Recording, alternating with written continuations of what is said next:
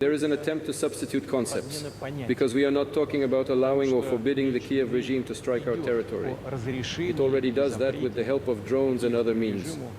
But when we are talking about the use of precision weapons, long-range Western-made weapons, it is a completely different story. The fact is that I have already mentioned this, and any experts will confirm it, both in our country and in the West. The Ukrainian army is incapable of striking with modern Western-made long-range precision systems. It can only do that by using intelligence from satellites, which Ukraine does not have. They get the data only from EU satellites or from the United States.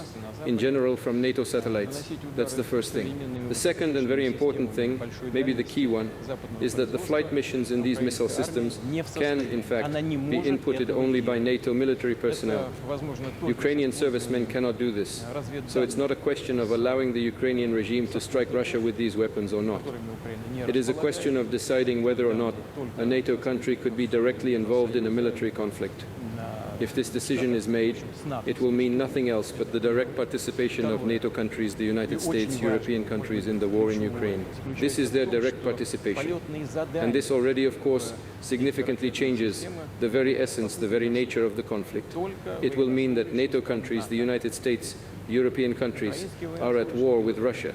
And if that is the case, then having in mind the change in the very essence of this conflict, we will take appropriate decisions based on the threats that will be presented to us. Now, earlier, I discussed the issue of a potential wider conflict between NATO and Russia with a panel of guests. Whatever country is at war with the US and Russia helps them to strike US territory, I think there would not be a discussion whether Russia is part of this war.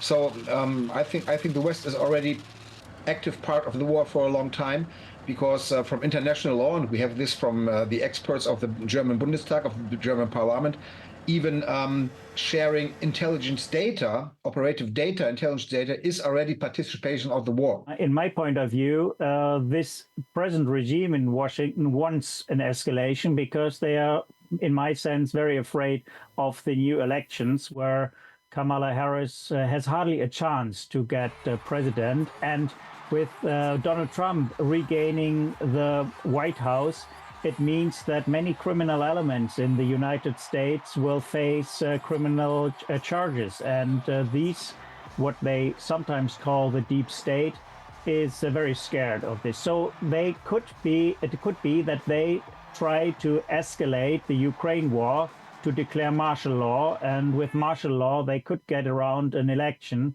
but I doubt that this will work out. If the West is risking this escalation, I'm afraid there might be a Russian reaction with which the West doesn't like, and then we are coming really in a real process of escalation steps.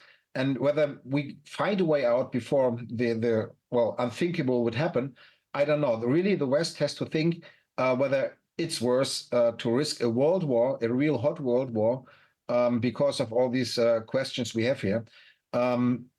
Attacking Russia with long-range Western weapons, which technically, Putin is right, would be managed and programmed by Western, by NATO soldiers, is, I think, a step which is, the final one at which the Russians will react, what they didn't do until now.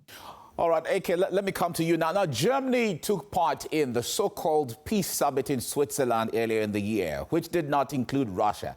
But now Chancellor Scholz is calling for renewed efforts to... I mean, Olaf Scholz and with his foreign minister, Annalena Baerbock, who is not the most diplomatic skilled person in the world, they have smashed so many doors closed. I mean, this is ridiculous that they tried to do this now. But I think it's just desperation at the minute. They know the war is basically over. They can't really win anything anymore. The next step will be an unconditional surrender of the Ukraine, the NATO.